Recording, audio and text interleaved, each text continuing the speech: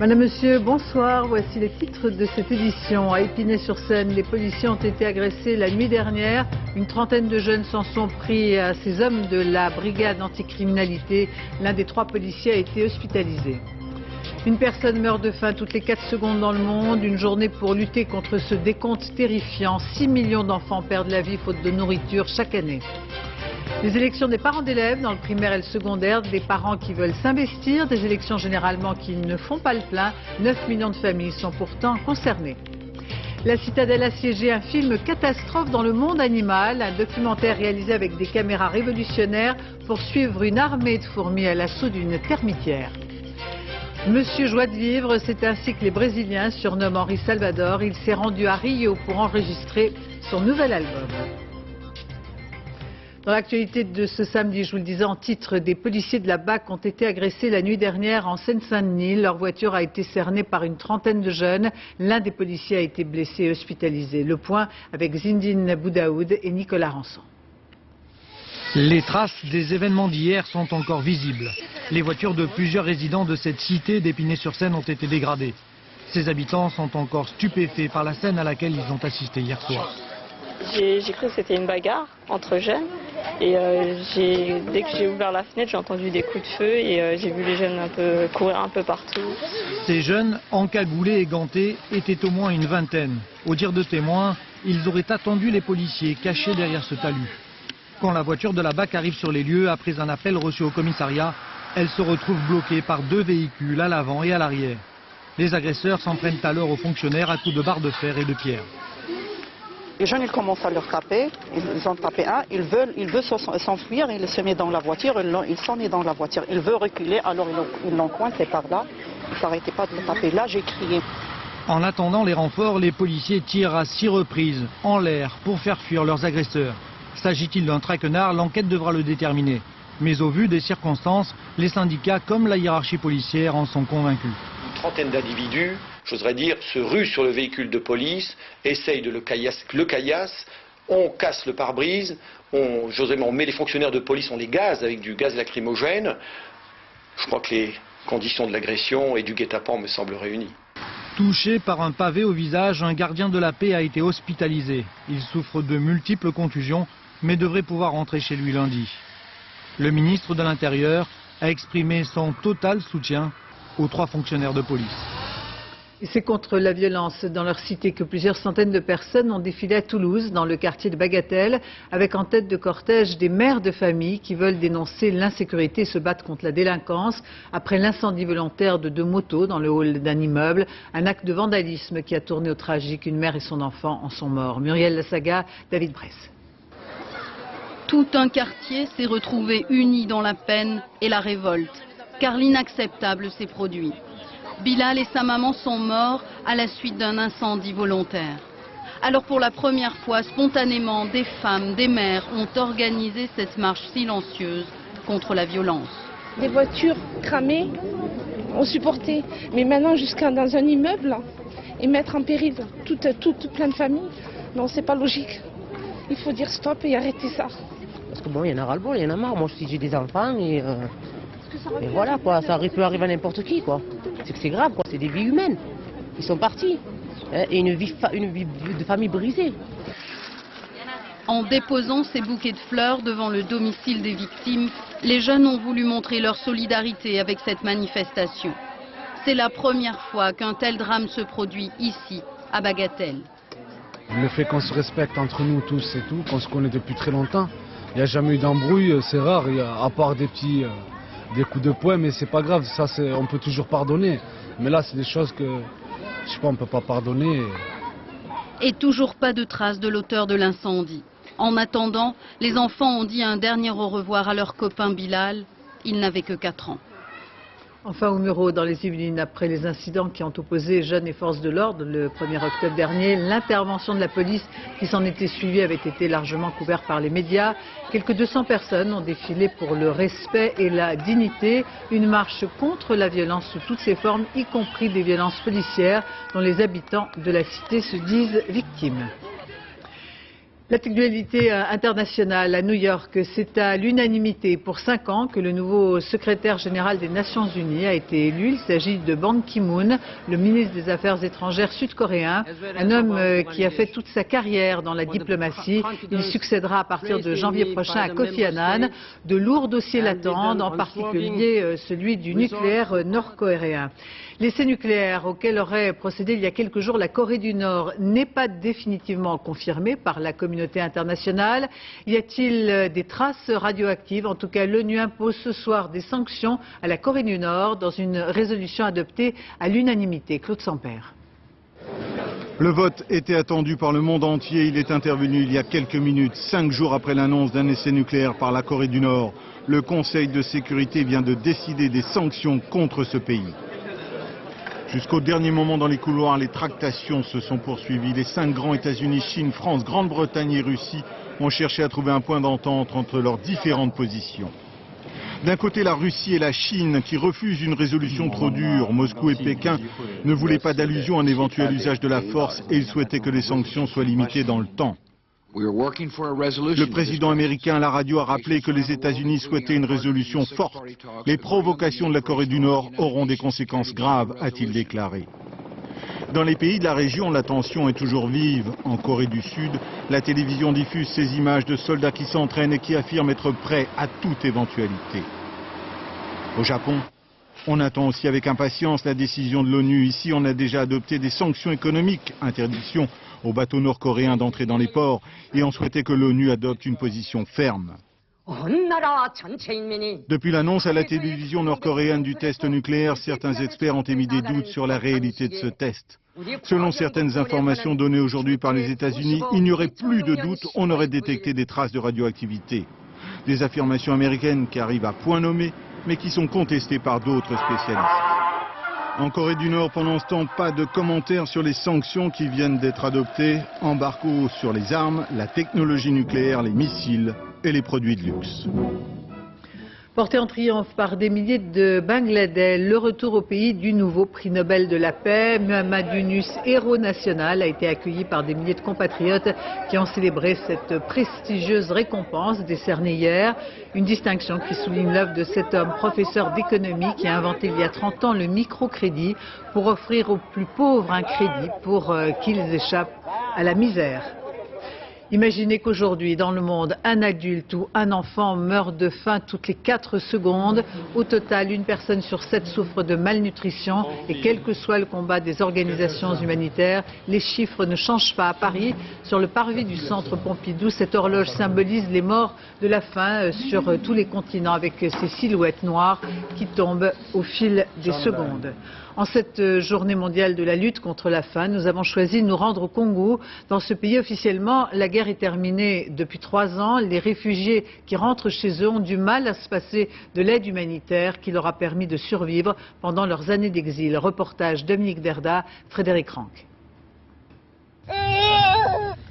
Ils ne sont pas bien gros, les enfants de Sébélé. La plupart ont pour leur âge un poids bien au-dessous de la normale. 6 kilos. Beaucoup sont nés en exil en Tanzanie, de l'autre côté du lac Tanganyika, où leurs parents, pendant la guerre, avaient trouvé refuge. Ça est 7,5. Là-bas, tout compte fait, ils n'étaient pas si mal. C'est après leur retour que les choses se sont gâtées. 7,5. Dans le camp où nous étions, on ne manquait de rien. On avait un toit, à boire et à manger autant qu'il le fallait. Le Haut Commissariat aux réfugiés s'occupait très bien de nous. Pourtant, tout au long de ces années, notre pays nous a toujours manqué. C'est pour ça que nous sommes rentrés. Mais on n'imaginait pas qu'ici, ce serait aussi dur. Quand on a passé 5 ou 10 ans nourris logés par les Nations Unies, pas facile en effet de devoir se débrouiller seul. Heureusement, 2 fois par mois, des équipes d'action contre la faim distribuent un complément alimentaire pour les enfants malnutris. Mais ça, évidemment, ça ne durera pas. Un jour ou l'autre, les organisations humanitaires quitteront le Congo pour voler au secours d'autres victimes de la guerre, de la famine ou des catastrophes naturelles. D'ici là, mieux vaut prendre son destin en main, ne compter que sur ses propres forces. Au cours des 10 derniers mois, plus de 12 000 réfugiés ont quitté la Tanzanie pour regagner le Sud Kivu. Swedi Nyangano est rentrée en juin dernier avec ses 3 enfants. Elle est veuve et sans ressources. Depuis que nous sommes arrivés, personne ne nous est venu en aide. Ceux qui sont restés sont aussi pauvres que nous. La guerre leur a tout pris.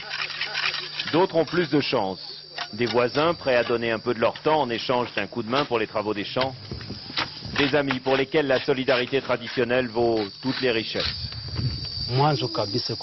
Les débuts sont vraiment difficiles, mais j'ai confiance. Je sais que je ne ménagerai pas ma peine pour subvenir aux besoins de ma famille. Seul point positif d'une dizaine d'années de guerre, jamais les poissons n'ont été aussi nombreux dans les eaux du lac Tanganyika. Personne durant les combats ne songeait à partir à la pêche. Les pirogues ont fini par pourrir, abandonnées sur le sable. Pour aider les pêcheurs de la région de Baraka à reprendre leur activité, Action contre la faim leur a offert une centaine de nouvelles embarcations et des kilomètres de filets. Mais attention, pas question pour autant de pêcher n'importe quoi, n'importe quand. On préconise le développement durable du lac. Il faut qu'eux pêchent aujourd'hui et que les générations futures aussi trouvent des poissons. Apprendre à pêcher plutôt que de donner à manger, l'idée certes n'est pas nouvelle, mais c'est sans doute la seule qui à long terme permette à ces hommes et à ces femmes qui ont tout perdu de rebâtir leur vie sans dépendre éternellement de la générosité et de la compassion de l'Occident. L'actualité sociale en France avec une mobilisation en demi-teinte contre la privatisation de GDF. La CGT avait appelé à cette nouvelle journée d'action. À Paris, Bernard Thibault était en tête de cortège. Agnès Molinier, Patrice Hacher. Un cortège estampillé CGT. Le banc et l'arrière-ban des militants de l'Île-de-France étaient là, mais guère plus.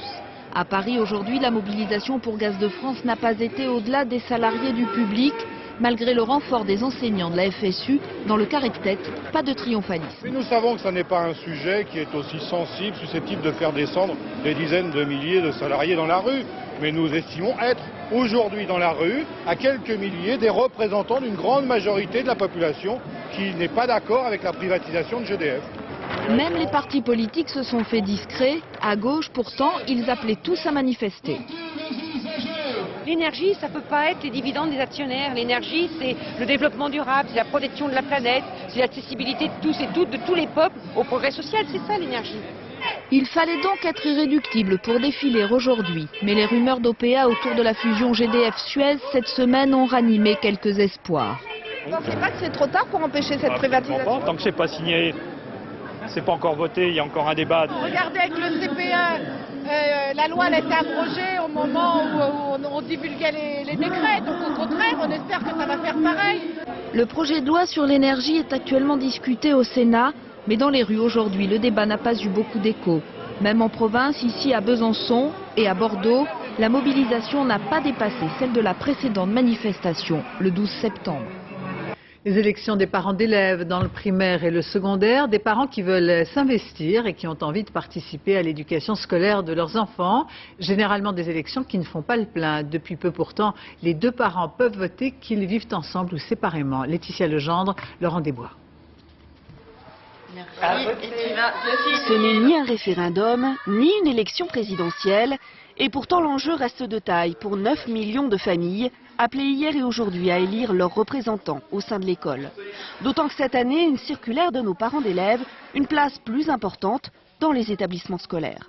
Vous choisissez une liste. Si on est par exemple mécontent, je sais pas, je prends l'exemple de l'étude, qu'on trouve que c'est pas assez bien surveillé, ou que c'est à ce moment-là la directrice fera vraiment attention pour faire améliorer les choses. L'hygiène, la sécurité, des points que les parents aiment voir, sont concernés par ces points-là, en tout cas. Plus on sera nombreux, plus on aura de poids au niveau du quartier, au niveau de l'arrondissement, de la mairie et aussi au niveau national pour discuter avec les élus. Car les délégués de parents d'élèves ont leur mot à dire sur le règlement intérieur, par exemple, l'aménagement du temps scolaire, les transports, la restauration ou encore les loisirs. Ils participent dans le primaire au conseil d'école et dans le secondaire au conseil d'administration, de classe et de discipline. Tout le monde parle de l'école, mais peu de parents concrètement s'engagent. Pourquoi ? Sans doute parce qu'il y a une impression de ne pas pouvoir agir sur les choses, d'avoir une éducation nationale qui est une grosse administration, donc on a l'impression qu'on ne peut pas agir. Chaque parent peut me voir. Bien sûr qu'il représente l'institution scolaire et je souhaite que vraiment il n'y ait pas que les parents élus qui puissent rentrer dans l'école. Si depuis 2 ans, chaque parent peut voter, ces élections ne déplacent pourtant pas la foule des grands jours. Moins de la moitié des familles y participent chaque année. S'agit-il d'un simple larcin ou d'une dégradation symbolique, voire politique? En tout cas, la nuit dernière, une sculpture ornant un monument dédié aux Arméniens a été volée dans les Hauts-de-Seine, une action qui se déroule quelques jours après le vote par les députés de la proposition de loi sur la négation du génocide. Ahmed Tazir et Abdel Zouyesh. Non, il n'y a plus de statue, madame. Non. Il était volé. Volé? Non. Dessoudé puis volé dans la nuit de vendredi à samedi. Une sculpture représentant l'alphabet arménien coulé dans 300 kilos de bronze, un monument dédié aux rescapés du génocide. Depuis ce matin, la communauté arménienne de Chaville est sous le choc. Certains ont déjà désigné leur coupable. Ça ne peut être que turc. Qui vous voulez que ce soit? Qui? Ça peut être personne d'autre. C'est que la dégradation intervient 48 heures après que les députés aient adopté une proposition de loi rendant passible de prison la négation du génocide arménien. Une loi condamnée par la Turquie. Alors, piste politique, à Chaville, police et mairie envisagent plutôt le simple vol de métaux. Beaucoup d'entreprises ou d'organismes publics se plaignent de vols parfois très organisés et sur la grande échelle qui sont dus à l'élévation du cours de certains métaux, en particulier du cuivre. Donc pas de motif politique? C'est fort possible que ça soit politique, mais à ce stade, rien ne permet d'en préjuger de façon certaine. Une plainte a été déposée par la commune, la police scientifique enquête. La scène du vol a certainement dû être filmée par 7 caméras publiques placées juste au-dessus de la sculpture dérobée. Aux États-Unis, très en avance sur la saison des tempêtes de neige ont touché le nord-est du pays. Plusieurs centaines de milliers de personnes sont privées d'électricité, un phénomène climatique plutôt rare, avec au moins 50 cm de neige par endroit, un record en cette saison. Claude Sampère. Plus de 50 cm de neige en quelques heures. Depuis hier, le nord-est de l'Amérique est touché par de très fortes chutes de neige. Des centaines de milliers de personnes ont été privées d'électricité et tout le réseau routier a été bloqué. Selon des statistiques remontant à 1870, ces chutes de neige sont les plus importantes jamais enregistrées pour un mois d'octobre dans la région. On était couchés hier soir avec toute la famille. Et vers 23 h, il y avait un silence incroyable. Pas de télé, pas de radio. On entendait juste les branches des arbres qui tombaient. Aujourd'hui, les habitants font tout pour déblayer leur quartier. La circulation reprend peu à peu, mais reste très difficile. Il était 17 h hier quand la neige a commencé à tomber. Et cela nous a pris près de 4 heures ce matin pour faire ce petit trajet. S'il ne reneige pas ce week-end, les écoles devraient être ouvertes à nouveau dès lundi. Le problème le plus préoccupant reste le réseau électrique. La neige sur les branches des arbres touche parfois les lignes électriques et cela entraîne toujours de nombreuses coupures. L'Etna continue de gronder. En 2 mois, c'est la 5e éruption de lave. Celle-ci est particulièrement spectaculaire. Longue de 2600 mètres, elle dévale les pentes du cratère. Il n'y a pas de danger immédiat pour les villageois, mais le volcan est sous la surveillance, bien sûr, des scientifiques. En Grande-Bretagne, pour lutter contre les pyromanes et les incendiaires volontaires, des brigades spéciales ont été mises sur pied. Il s'agit de pompiers qui mènent l'enquête sur le terrain. Maryse Burgot, Dominique Marotel.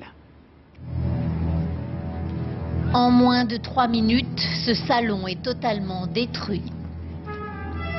Un incendie que ces pompiers britanniques vont maîtriser en quelques secondes. Sur ce site du ministère de l'Intérieur, en pleine campagne anglaise, allumer volontairement des feux dans des mobil-homes puis les éteindre, c'est la routine. Ces pompiers s'entraînent à l'investigation post-incendie. Ils apprennent ici à éteindre un feu tout en essayant de préserver les éventuelles traces criminelles. Nous faisons d'abord les premiers repérages pour essayer de déterminer de quel endroit de la pièce le feu est parti. Ensuite, nous essayons de repérer les indices scientifiques avant de bouger quoi que ce soit. Cette femme est officier de police. Elle explique à ce pompier qu'une empreinte digitale se voit encore mieux après un incendie puisque les résidus de fumée y sont accrochés. Habituellement, les pompiers foncent dans le tas et s'ils veulent ouvrir cette porte, par exemple, ils vont se servir de la poignée et par conséquent nous faire perdre une précieuse empreinte. À l'issue de cette formation unique en Europe, ces pompiers seront habilités à mener une enquête sur les sites incendiés en collaboration avec la police. Ils sauront aussi travailler avec ces chiens entraînés à la recherche d'hydrocarbures. Celui-ci est capable de repérer une trace d'essence en moins de 15 secondes.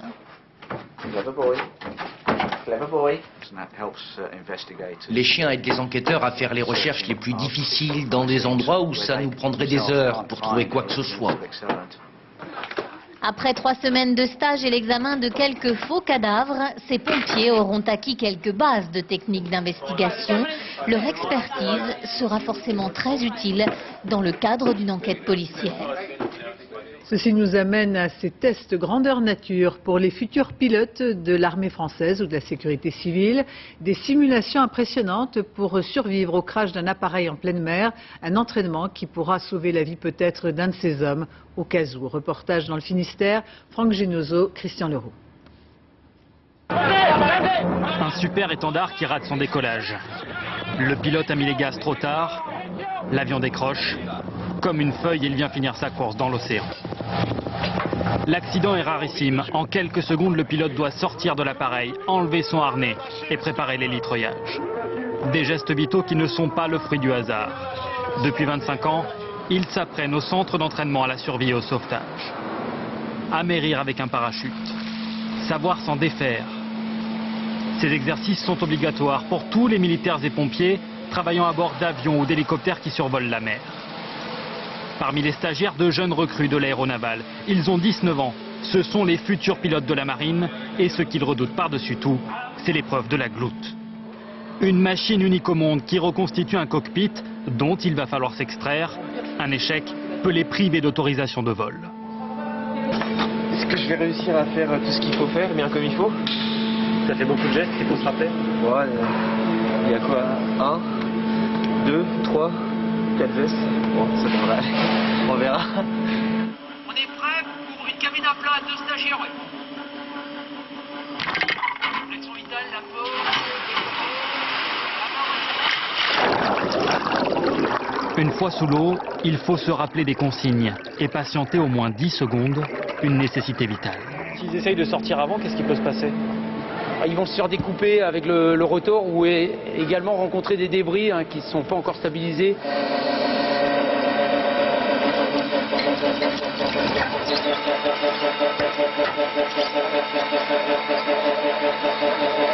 C'est le but de ces entraînements, c'est que ces consignes deviennent, à force ça devient un réflexe et on fait en sorte que ça passe bien. Si ça doit arriver en carrière, espérons que ça servira. Le jour où ils tomberont à l'eau, ils auront une impression de déjà-vu. Et de fait, cela va les débloquer pour faire le premier geste qui sauve. Des accidents qui arrivent chaque année. En 25 ans, le centre a vu passer 14 000 stagiaires et ne compte plus les lettres de remerciement de pilotes à qui cette formation a sauvé la vie. C'est demain soir la fin du mondial de l'automobile, une immense vitrine qui propose les dernières avancées des équipementiers avec un intérêt particulier pour les pneus. La technologie s'en mêle, de nouvelles générations de pneus auto-régénérants sont en démonstration. Explication nécessaire, Luc Bazizin, Lionel Langlade. Toutes les marques de pneumatiques rivalisent d'ingéniosité sur le salon de l'auto pour défier les lois de la physique. Par exemple, le pneu ne crève plus tout à fait quand il passe sur un clou. Il roule à plat à 80 km/h pendant encore 200 km grâce à cette semelle rigide. Et, dernière innovation, le pneu ne s'use plus vraiment, il s'auto-régénère. Démonstration sur les pistes de la Doue près de Clermont-Ferrand. Au volant, non pas des chauffards, mais des essayeurs professionnels Michelin. Ces deux camions identiques sont équipés de pneus usés aux 2/3. L'un possède des pneus ordinaires et a plutôt tendance à dériver, l'autre des pneus dits auto-régénérants, c'est-à-dire que plus ils s'usent, plus ils retrouvent de l'adhérence. La grosse différence, c'est une différence de sécurité. Je suis mon collègue sans aucun problème, je peux passer toute la motricité du pneu sur cette surface. Une technologie encore jamais vue. En fait, après 150 000 km, l'usure génère l'apparition de nouveaux sillons. Vous avez ici un pneu neuf avec sa lamelle et sa goutte d'eau qui n'est pas ouverte. Au premier tiers usé, vous avez toujours la lamelle et la goutte d'eau qui ne s'est pas encore ouverte. Et enfin, au 2 tiers usé, vous voyez que la goutte d'eau s'est largement ouverte pour créer un sillon très large. Quel est l'intérêt pour vous, fabricant?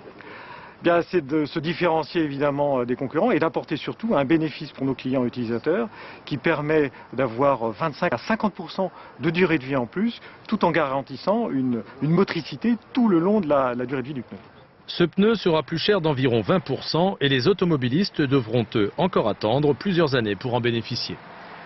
Science en fait ce week-end, ou comment aborder de façon ludique une matière parfois rébarbative. L'exemple de ces collégiens plongés dans la préhistoire grâce à ces ateliers au Musée de l'Homme pour mieux comprendre notre très lointain passé. Nicolas Châteauneuf, Jean-François Meunier. Il s'agit d'un harpon. Ce harpon est fait pour pêcher les poissons. Ici. Apprendre aux enfants à quoi servaient les objets de notre lointain passé. Un bout de bois, un morceau d'os. Au Musée de l'Homme, la préhistoire n'a plus de secret. Premier défi, faire un peu de cuisine pour extraire l'ADN des cellules. Un principe qui permet aux scientifiques de retracer les débuts de l'humanité. Le sel, ça sert à casser les fibres et à séparer les cellules. À défaut d'ossements humains, pour s'exercer, on se contentera de l'ADN d'une banane. On va ajouter du liquide vaisselle et là on va faire sortir l'ADN des cellules. Ça donne pas super envie comme recette là, hein? Vous voulez goûter? Autre épreuve redoutable, l'atelier du tailleur de pierre. C'est de le maintenir fermement, au moins plus d'1 centimètre du bord. Vraiment d'aplomb dessus. Cro-Magnon était passé maître dans le maniement du silex. Ah, ça fait super mal au genou. Ah oui. Manifestement, son talent s'est un peu perdu. Il paraît que dans l'art des grottes, il y avait autant d'hommes que de femmes. Depuis très longtemps, Homo sapiens aime peindre son univers. Autrefois, c'était dans les grottes avec de l'ocre et du charbon. Aujourd'hui, c'est au tour de nos jeunes explorateurs. Le rocher, il a des bosses, donc parfois, faut faire avec ça. Pas facile de renouer avec les techniques de l'époque. C'est sûr, les mains de Cro-Magnon étaient des mains d'artistes.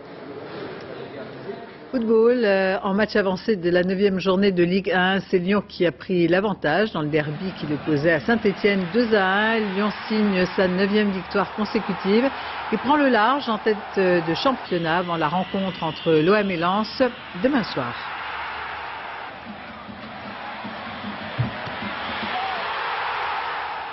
Quand l'Allemagne commémore une grande victoire napoléonienne, la Grande Armée écrasait les troupes prussiennes dans la plaine d'Iéna il y a 2 siècles. Et c'est un événement historique européen qui est reconstitué aujourd'hui par de très nombreux participants venus d'une vingtaine de pays de l'Union. Jérôme Bonny, Brice Boussoir.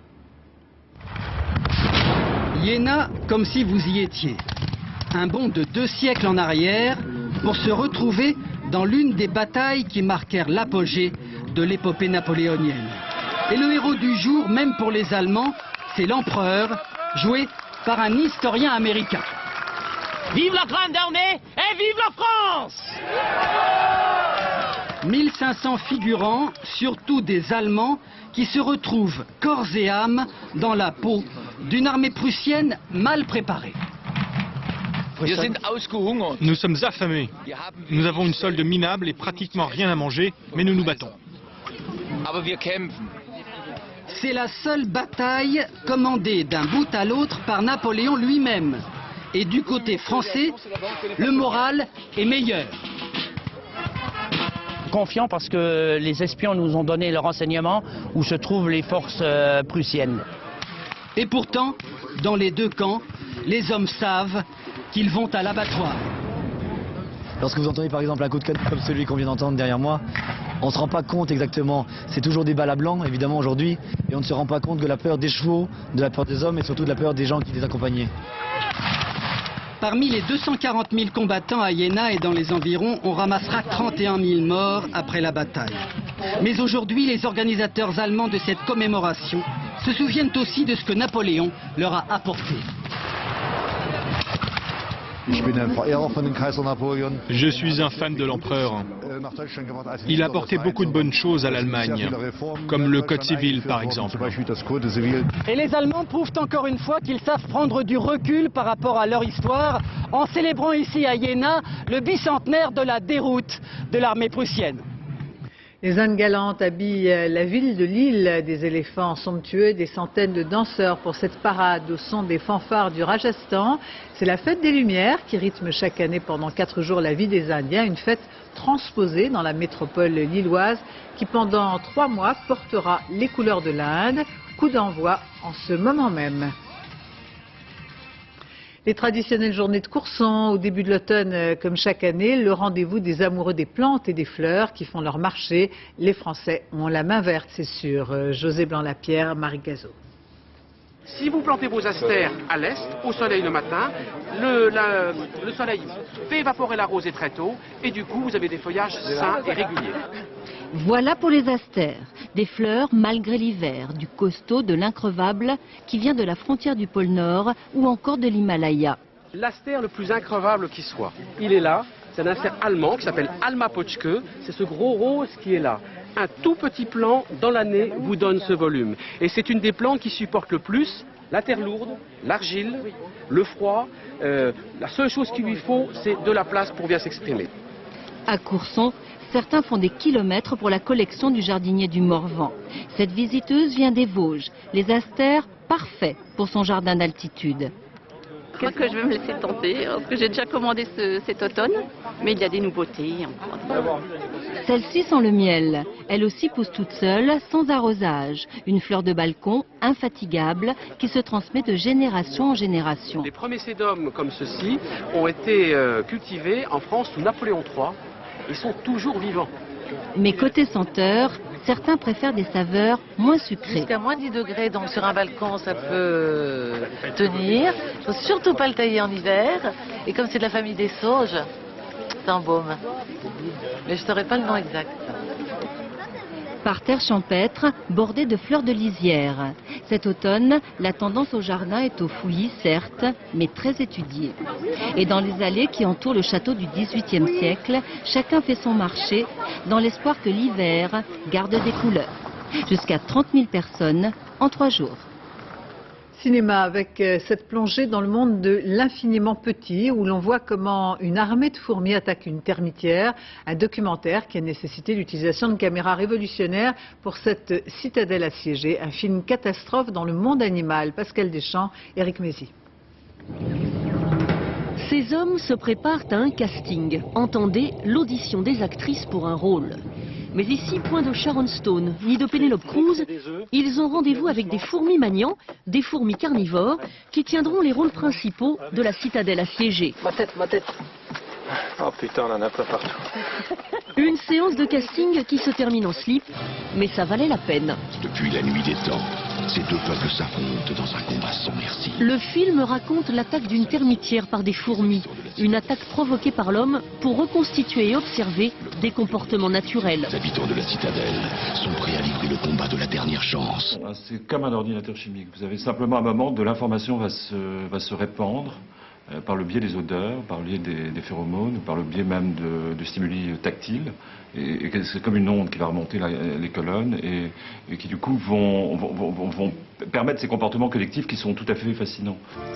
Tournée au Burkina Faso en extérieur et en studio, cette citadelle assiégée nous montre comment chaque communauté va réagir en essayant de protéger sa reine et du coup son avenir. Dans la débâcle, ouvriers, soldats, larves, nymphes s'efforcent de rejoindre la chambre de la reine pour y trouver refuge avant qu'elle ne soit totalement murée. Pas de stratégie consciente, mais des réactions programmées. Pas de quoi donc faire des parallèles avec le monde des humains. On leur a affublé des termes qui sont anthropomorphiques. On parle de soldats, d'ouvrières, de reines. Mais à la limite, on n'a pas spécialement de parallèle à faire. Ce qu'il faut dire, c'est que la reine ne commande rien du tout. La reine, c'est une machine à pondre. Pourtant, devant la sauvagerie de cette guerre miniature entre bestioles pour une histoire de territoire, on se dit que ce monde-là n'est pas très éloigné du nôtre. Je suis joie de vivre, c'est ainsi que les Brésiliens surnomment Henri Salvador. Il s'est rendu à Rio pour enregistrer son nouvel album, Révérence, des chansons composées chez lui, dans le sud de la France. Olivier Lenuzza, Mathieu Biarden. Bonjour, c'est très gentil d'être venu me rendre cette petite visite. Dans le sable du désert. Il nous ouvre sa porte avec pudeur. Henri Salvador vit au bord de la Méditerranée. Il nous invite à découvrir un lieu secret, caché à la cave. Pour la première fois, il laisse entrer une caméra dans son refuge. C'est ici chaque jour que le chanteur compose. Il n'y a que moi. Et mon contact avec celui qui me souffle les chansons, on ne sait pas qui c'est. Les mélodies en poche, Henri Salvador a fait ses bagages, direction le Brésil. Un retour aux sources. La vie, c'est la vie. Il faut se laver. En 1941, l'artiste découvre Rio. Il y séjourne 4 ans, se produit au Copacabana Palace. 60 ans après, le revoilà pour enregistrer son nouvel album. 13 chansons, dont un duo avec Caetano Veloso.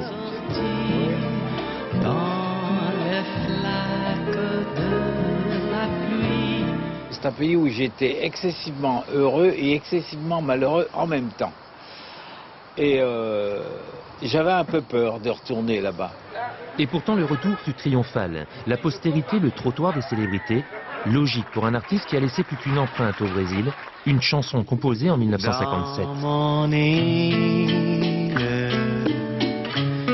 un parfum d'amour. Ce titre influença Antonio Carlos Jobim, l'un des créateurs de la bossa nova. Voilà ce qu'il faut faire. Il faut ralentir le tempo de la samba, faire de beaux accords et faire de belles mélodies. Et j'étais très fier qu'un petit Français ait pu inspirer un si grand bonhomme.